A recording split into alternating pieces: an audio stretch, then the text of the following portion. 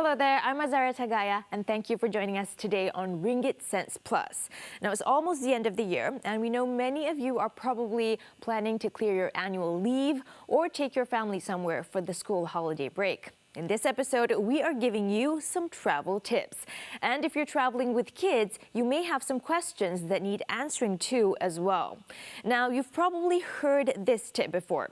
Buy your flight tickets and book your hotel rooms early for the best price. But then some airlines and hotels also offer last-minute deals that come at cheap prices as well. So should you buy your tickets earlier or closer to the travel date? Which is the better choice? We sat down for a cup of coffee at One World Hotel with Nigel Wong, the Honorary Secretary General of the Malaysian Association of Tour and Travel Agents, to ask him for some travel tips. We wanted to know which was cheaper, buying flight tickets a few months earlier or waiting for last-minute deals. There are certain carriers, depending on the destination you're going to, where if you buy the tickets earlier, the tickets are of course cheaper. Now, the travel trend is basically during the early part of the year, many families would have already planned their journeys for the next 9 months. And this is mostly families who are looking to travel further abroad or for slightly longer periods. Now, in that case, if you're traveling to destinations which are further away, say maybe to Europe, Australia, or any other part that's maybe more than 6 hours away, right? Then families should look at purchasing air tickets earlier to ensure that they get a good price. But in answer to your question, it's not necessarily true that prices will be much better at the beginning of the year than at the end, because at the end of the day, airlines, like any other business, have what we call allocation or seats or stock, if you will. So in many cases, towards the end of the year, you will still be able to find very, very affordable tickets. Sometimes you will find that different airlines will have special promotions where you can get tickets at an extremely unbelievable rate, and it could be the same even at the earlier part of the year. The major difference is this: you are likely to get a seat on the promotional price if you buy early rather than buying last minute. So you may get a very good ticket, say in September or in October, but there may be only very limited seats. So it's not guaranteed that you will get a seat at that special price. For those of you who haven't made any bookings yet, there are still options available. Either travel in Malaysia or look for destinations within 6 hours of flight time. There are still a lot of options for families, particularly if they are traveling locally, all right, or maybe to a nearby region within the ASEAN region, or even nearby countries like Australia, Japan, Taiwan, Macau, and so forth. So I suppose in terms of families, let's look at it from a domestic viewpoint. If you're traveling domestically, of course, cost-wise, it is much lower because most families here tend to travel on their own. Take a car, pack the kids into the back, and then you drive off to whatever takes your fancy, right? Now, in terms of that cost, you would probably only be looking at, say, perhaps hotel accommodation, all right, or some form of accommodation. Now, that variety, we have a lot of variety here. So families can get, for a family of 4, say, for example, a decent hotel for anywhere between 200 to 300 odd ringgit a night. And we're talking about hotels that are fairly comfortable. Of course, there are lower options as well. Now, in terms of expenses for traveling, if the family doesn't want to drive, there are other alternatives. So if you're on the west coast of Malaysia, you have the KTM service. Now, I've taken the ETS all the way up north. It's extremely comfortable, very, very pleasant. The kids don't get strapped down to a car seat. All right, it's very comfortable. Everybody has a good time. It's very smooth, and the cost is also very, very manageable. We are finding that a lot of families are taking their kids back to the big outdoors, back to nature, back to pristine beaches, and because Sabah and Sarawak are not overcrowded, it's very relaxed. You get a great holiday mood when you take a flight over. The minute you step off the plane, you feel like you're on holiday already. So when searching for a travel package online, what should you know? What are the hidden costs involved? For air travel or for any sort of travel, especially air, you will be looking at different charges depending on which airports or which destinations you go to.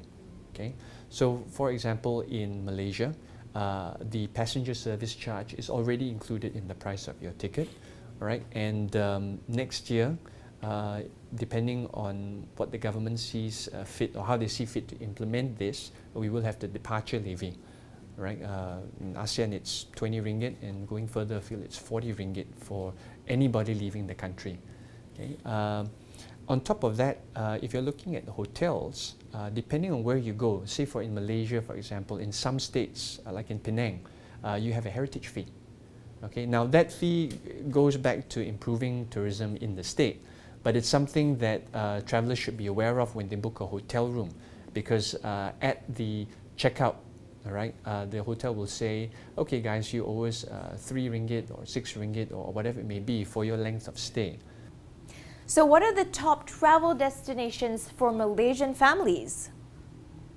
We will see that in September, most Malaysians are traveling closer to home, all right, and ASEAN destinations, especially towards the end of the year, because they're so close by, all right, and they are cheaper to go to, would be more popular than, say, people who have bought packages earlier in the year, which is more long haul. Nigel adds that because of the weak ringgit, Malaysians are also taking shorter trips overseas. Instead of the typical 2 weeks, they're now traveling for about only 1 week. If you're flying with small children for the first time, it can be a nerve-wracking experience. Should you bring the stroller or should you not? How will you secure your baby in the seat? And does your baby have any luggage allowance? Well, after the break, we pose these questions to a local airline. In the meantime, don't forget to find us on Facebook and YouTube. We have more personal finance tips for you there.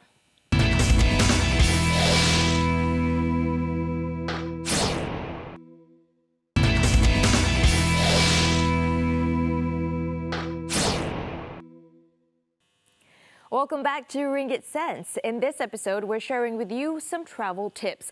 Now, parents who are traveling with children for the first time may have many questions. Do children under 2 years old need their own seat? And is there luggage allowance for them? Well, we met with AirAsia to ask them travel tips for families who may be flying with them. We met with Catherine Goh, the group head of Regional In-Flight Ancillary for AirAsia at their headquarters. According to her, parents do not need to buy a seat for infants under 2 years old, so they can sit on their parents' lap.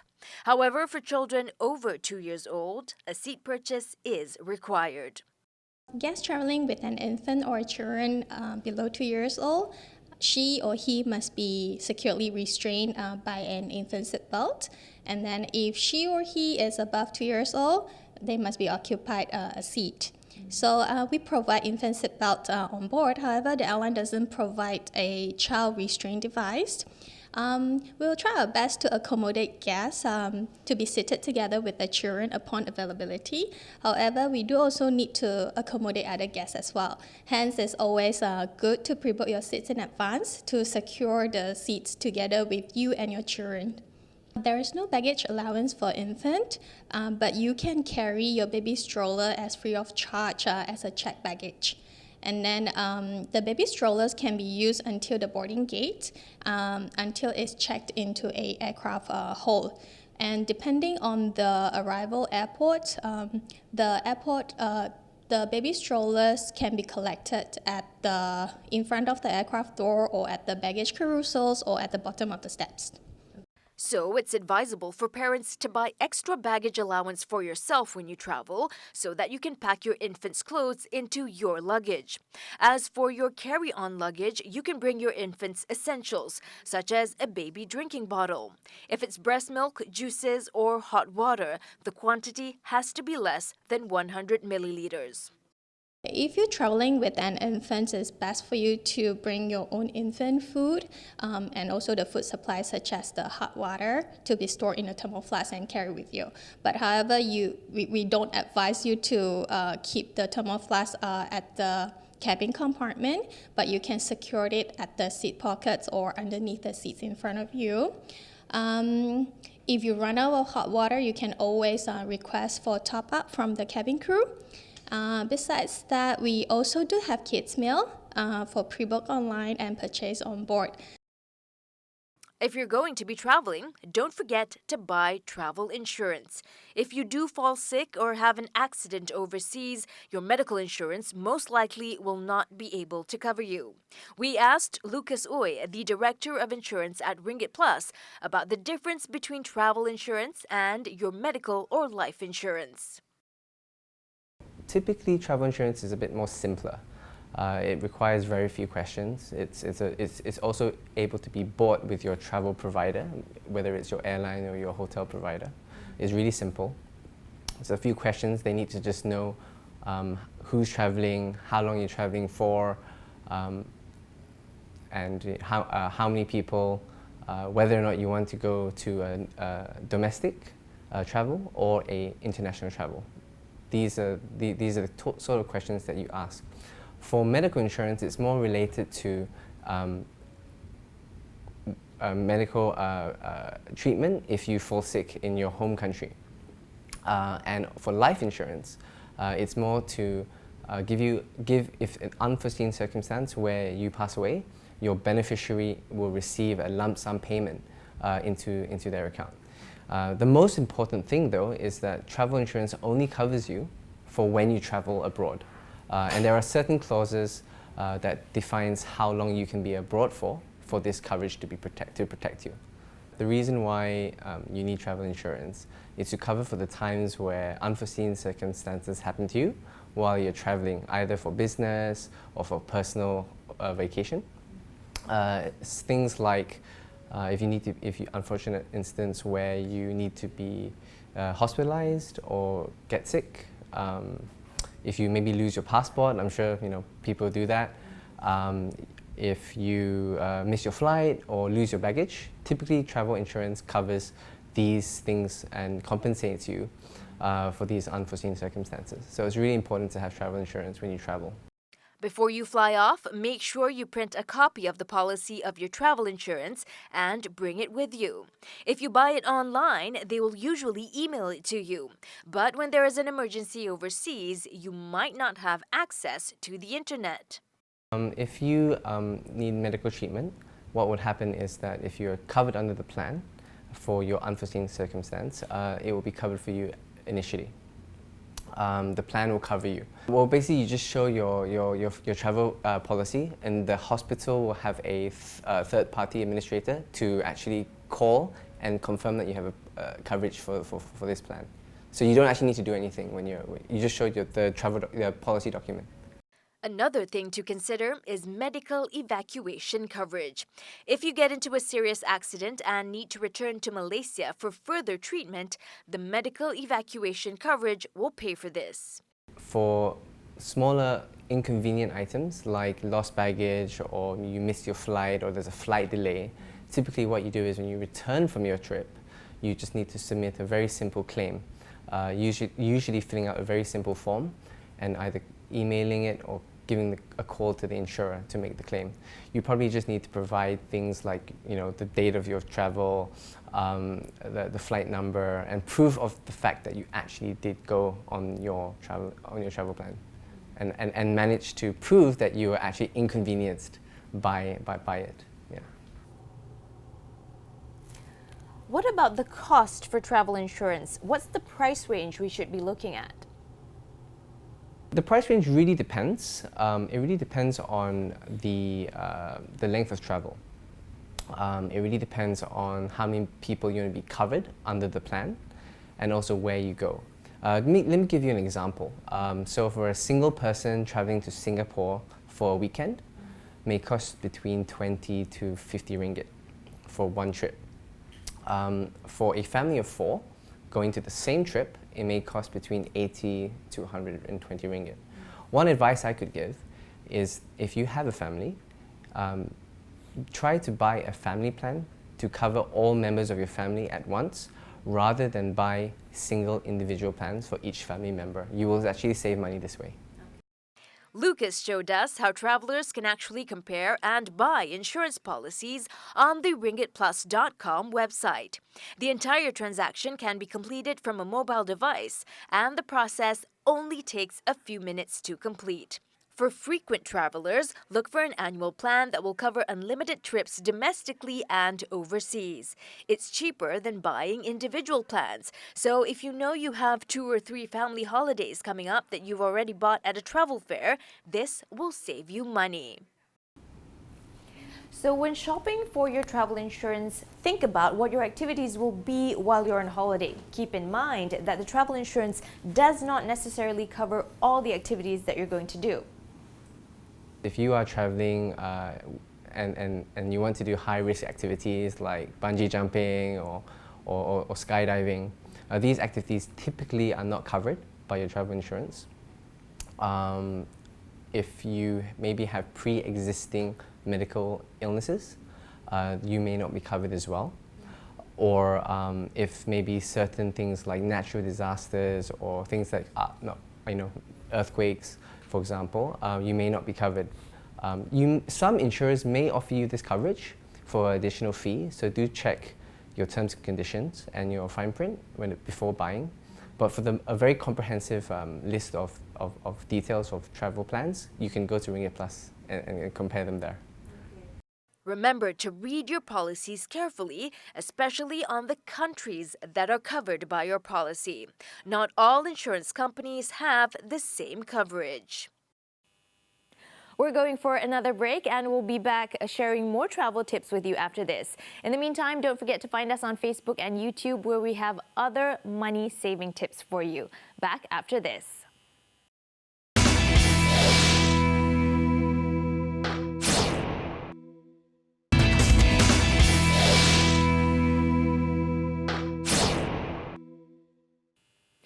Welcome back. If you just joined us on Ringgit Sense Plus, we're talking about travel tips for families. Now, you might have heard of travel scams where unlucky families have been left stranded at the hotel or airport, and the so-called travel agent is nowhere to be found. So how do you spot a scammer? Well, we asked the Malaysian Association for Tour and Travel Agents, and these are some of their top tips. Let's watch.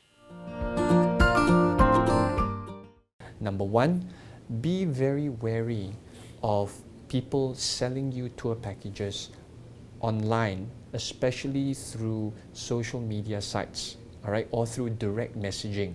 Because very often these salesmen, like for better, or these scammers, will not have much details for you to go on, right? They won't tell you where their office is based, right? Many will just tell you that they are agents of an agent or agents of an operator, right? And they will refuse more often than not to meet you face to face. Okay.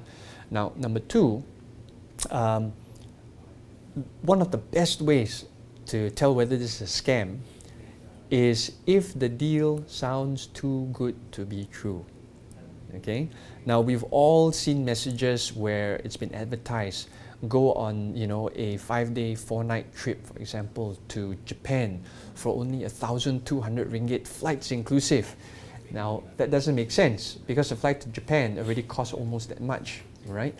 And Japan's an expensive country. Another example would be, say, even locally, all right? A trip to a particular resort, say on Redang Island, inclusive of flights to a particular city, for only 500 ringgit, okay? It sounds great, but it sounds too good to be true, okay? So one way to look at it is to look at the value of the package. And if you do your own calculation, and look, you've got Google, you've got so many resources online, just Google the different parts of the package that they're offering and see what other promotions are running. Straight up, if you compare it to a legitimate tour operator, okay, or if you go directly to the hotel website or the airline websites and you put 2 and 2 together, calculate the costs you would if you were traveling alone. And if the difference is too big, then it's suspect. You may think that if you book everything on your own separately, that you're saving more than what the travel agent can offer in a travel package. However, Nigel says this isn't so.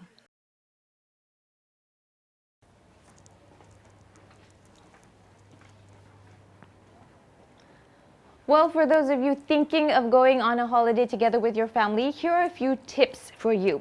If you're traveling together with small children, you may be thinking about how you guys are going to sleep at night. Well, there's one option for you. You can actually ask the hotel to put the beds together so that you can sleep together as a family. Or another option is for you to get an extra bed, which will cost you about an additional 100 ringgit for each bed.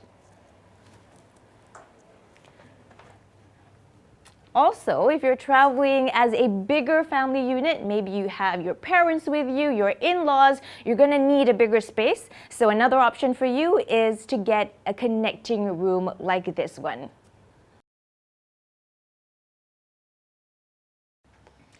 Now, if you know which hotel you want to stay at, it's actually better to book your room through the hotel's website itself rather than travel websites. Now, the prices are almost the same, but you can actually get more benefits if you book directly through the hotel's website. Now, here's why. You can actually get a chance to choose the type of room that you want. You can customize it. You can actually choose the view that you want. And also, some hotels, like this one, offer you a chance to upgrade your room. Food is also a major cost factor when you're on a holiday. If you're going to a resort, food will cost more. However, hotels that are in shopping malls, like this one, has more options for fussy small eaters. So what if you're traveling with children aged 6 years and below who might be a little too young for other activities? Well, find yourself a hotel that has a playland like this one. Now this space is called Kiddies Land and it costs hotel guests about 15 ringgit per entry. So the parents can come together with the younger kids and spend a few hours here while the bigger kids can actually take part in other activities that are available nearby.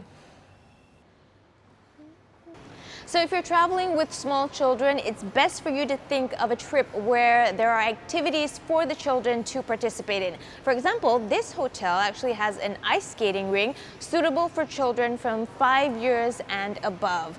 So the child can actually use the skating ring the whole day. And another tip for you is to have one parent be with the child for half the day, and then maybe the other parent can go to the spa or shop the whole day, and then for the second half of the day you can actually switch and maybe the mother will be with the child this time and then the dad can go and shop and enjoy the spa and enjoy all the other activities that you want to enjoy in during the holiday.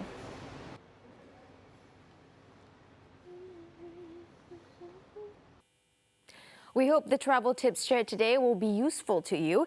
Now, if you want to share it with your friends, go to our Facebook page or find us on YouTube. Also, if you find that your finances are out of control and need help with your monthly budget, you can also contact us on Facebook as well. We will set up a meeting with a licensed financial planner for you, so do contact us if you need any help.